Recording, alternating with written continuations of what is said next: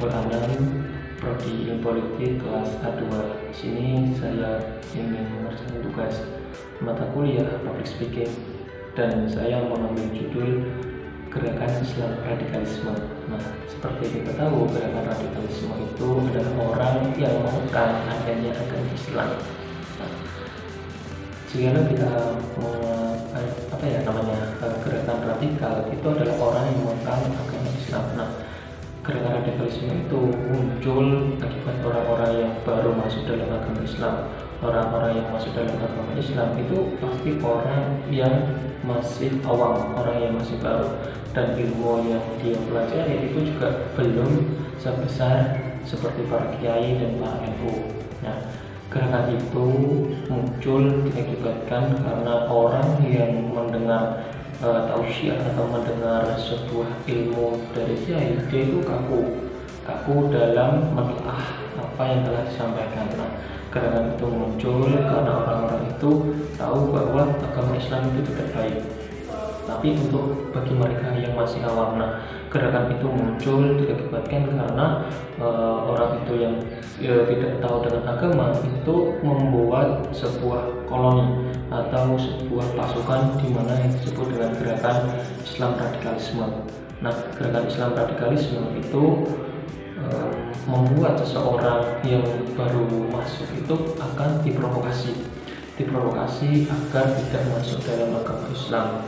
Nah, seperti yang kita tahu bahwa orang yang diprovokasi itu adalah orang yang baru masuk dalam agama Islam, pasti akan mudah dalam memprovokasinya.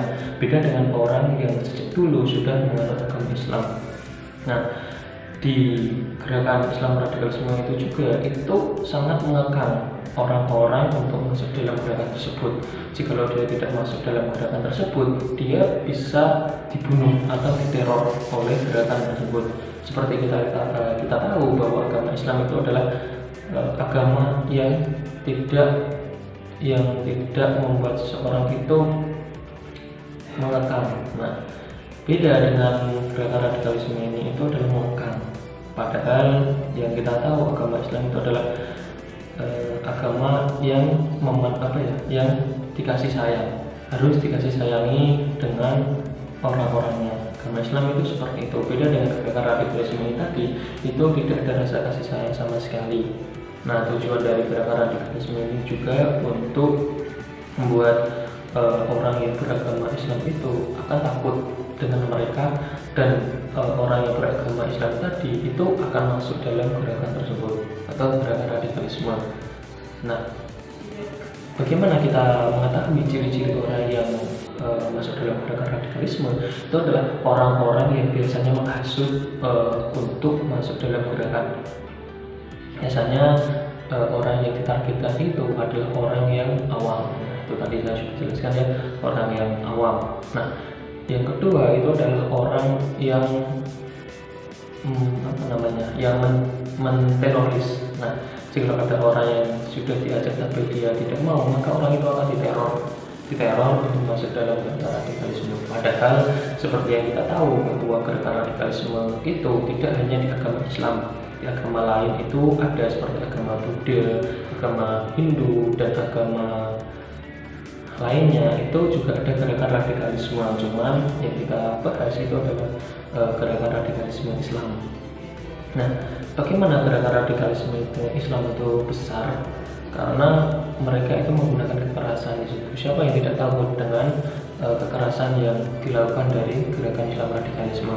Tapi dari gerakan itu pemerintah juga harus ikut turun tangan dalam mengatasi gerakan Islam radikalisme tadi. Karena jikalau itu dibiarkan secara terus-menerus, maka gerakan itu akan menjadi besar dan bisa menyebabkan perang di negara. Nah, jikalau sebuah gerakan itu sudah menjadi besar, maka peperangan itu tidak bisa dihindarkan kembali. Maka negara itu harus mulai dari sekarang untuk menangani gerakan Islam radikalisme.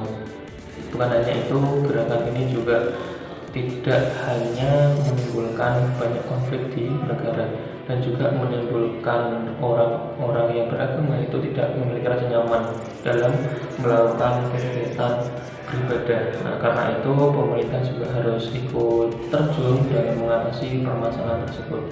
Itu aja yang dapat saya sampaikan, kurang lebihnya mohon maaf apabila ada kesalahan dalam penyampaian kata maupun dalam penyampaian beberapa hal tadi yang sudah saya sampaikan, kurang lebihnya mohon maaf. Wallahul muwaffiq ila aqwamit thoriq. Wassalamualaikum warahmatullahi wabarakatuh.